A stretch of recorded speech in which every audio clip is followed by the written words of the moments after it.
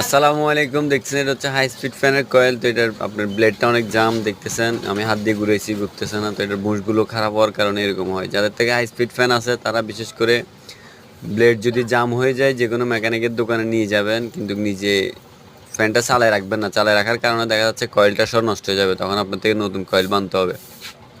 কি জন্য বুশ বদলানো হচ্ছে যে 150 টাকা, কয়েল সহ বদলাইলে আপনার এটা অনেক খরচ বেশি পড়ে যায়। দেখছেন বুশগুলো নষ্ট হয়ে গেছে। তো আমি নতুন 2টা বুশ ভালো করে ফিটিং করে দেবো। ফিটিং করে দেওয়ার পরে এগুলো একদম সম্পূর্ণ ওকে হয়ে যাবে।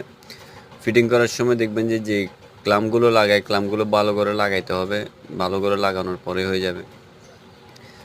আর যাদের থেকে এগুলোর প্রতি আইডিয়া আছে তারা নিজেরাই হাই স্পিড ফ্যানের বুশ বদলাইতে পারে, একটু করে দেখলে হয়। দেখতেছেন এখন একদম ফ্রি বুশ, আগের দুটোটা খারাপ।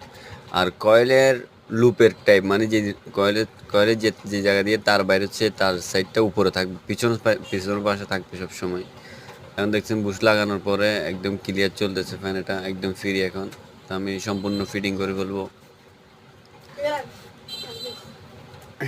দেখতেছেন